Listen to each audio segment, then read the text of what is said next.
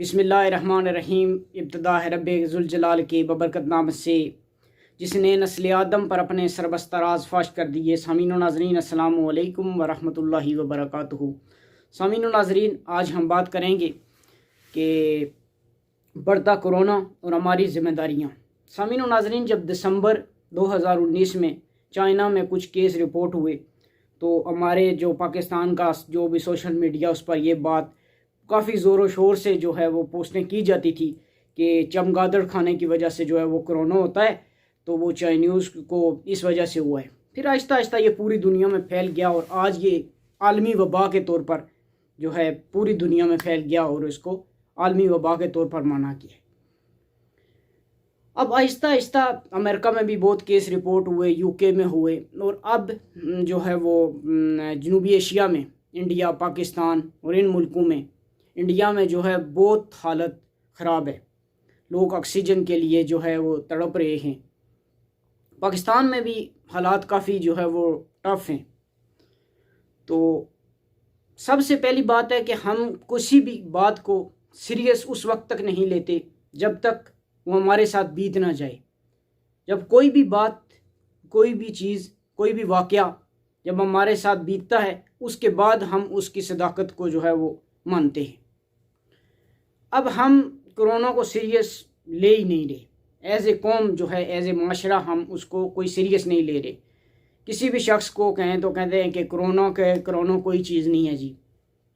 और हम इतनी हालत है कि हम जो है वो किसी बैंक में जाना हो तो हम दूसरे शख्स को कहते हैं कि भाई मास्क देना है, मैं बैंक से होकर आता हूँ। और इसी तरह से अगर हमारी यही सूरत हाल रही तो इंडिया से भी बदतर हमारे हालात हो सकते हैं।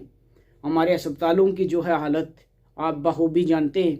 AJK में जो है वो कुछ चंद एक वेंटिलेटर्स हैं, तो अगर ये सूरत हाल बहुत ज़्यादा ख़राब हो गई तो फिर लाशों के सिवा हमें कुछ नहीं मिलेगा। उसके लिए चंद एक गुज़ारिशात मैंने करनी है कि हमें कोरोना से, यानी कि अपनी ज़िंदगी जो है बचाने के लिए, अपने प्यारों की ज़िंदगी बचाने के लिए जो भी हुकूमत, जो भी इदारे, जो भी अथॉरिटीज़ हैं, जो भी हमें SOPs कहती हैं, उस पर अमल दरामद जो है वो करना चाहिए। मास्क पहनना चाहिए, उसके बाद सोशल डिस्टेंसिंग रखनी चाहिए। यानी कि हम पहले तो बात है कि हम उस बात को सीरियस लेंगे तो तब बात है। अगर हुकूमत लॉकडाउन करती है तो हम जो है इस उम्मीद पर जाते हैं बाज़ार में, गाय देखते हैं कि कोई बंदा आया है कि नहीं। जब हर एक बंदे की यही सोच होगी कि आज देखते हैं जाके कि लॉकडाउन लगा हुआ है कि नहीं, फिर तो पूरा बाज़ार भर जाएगा। तो पहली बात है कि हमें इसको सीरियस लेना है। यानी कि ये हर जगह पर ये बात ज़ोर शोर से जो है वो की जाती है कि आप इसको सीरियस लें और इसमें आप जो है जो भी स्टैंडर्ड SOPs हैं उन पर अमल करें और बहुत ज़्यादा भीड़ ना करें। तो आप ज़्यादातर इसके जो इफ़ेक्टिव जो होते हैं वो ज़्यादातर 60 साल से उम्र ज़्यादा के लोग और बच्चे जो है इससे ज़्यादा जो है मुतासर होते हैं। तो अपने जो है बुज़ुर्गों और बच्चों की खातिर जो है आपने जो है वो सैनिटाइज़ करना है, सोशल डिस्टेंसिंग रखनी है और जो भी स्टैंडर्ड SOPs हैं वो अपनानी है।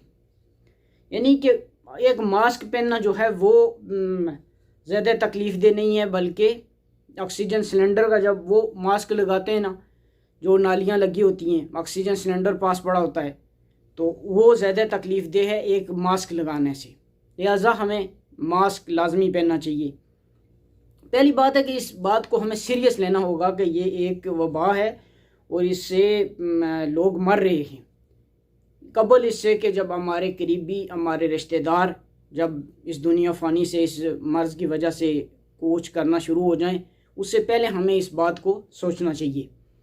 इससे कुछ जुड़ी चीज़ें भी हैं। जब हुकूमत लॉकडाउन करती है तो एक गरीब तबका जो है, दिहाड़ीदार तबका, वो शदीद मुतासर होता है। इस वजह से एक दिहाड़ीदार आदमी बहुत ज़्यादा मुतासर होता है, वो अपनी दिहाड़ी नहीं लगा। उस शख्स के लिए आप पूरी एज़ ए कौम, as a Mashra, society mask पहने, सोशल डिस्टेंसिंग, जब ये पूरे हम एज़ ए माशरा हम पूरी SOPs और हर चीज़ को हम अपनाएंगे तो फिर हुकूमत भी लॉकडाउन नहीं करेगी, केसेस भी हमारे कम होंगे और जो दिहाड़ीदार मजदूर तबका है उसकी दुआएं हमें मिलेंगी।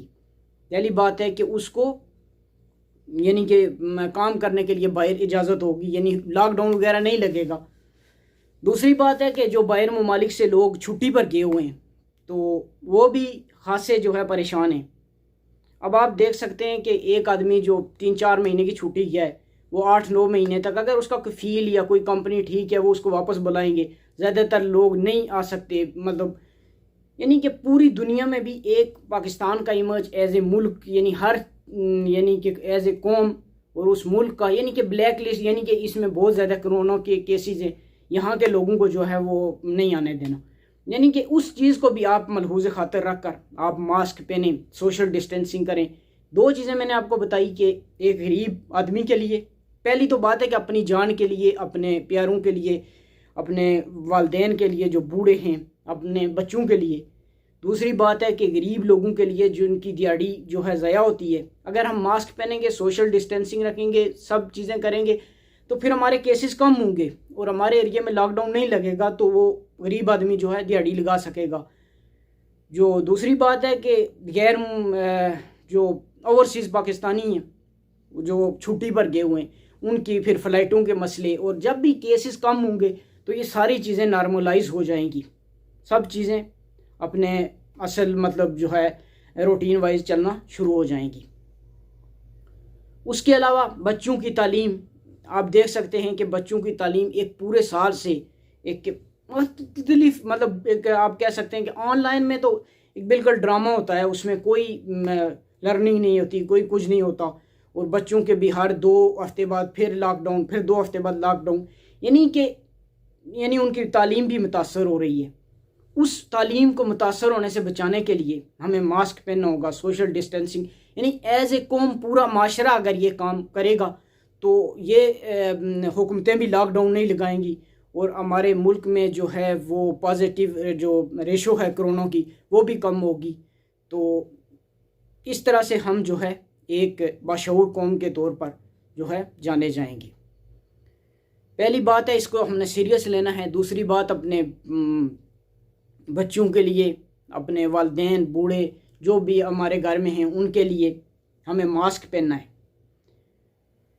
बच्चों की तालीम के लिए, गरीब दिहाड़ीदार मज़दूर के लिए, यानी कि उनके हालात ज़िंदगी भी मुतासर हो रहे हैं इस वजह से।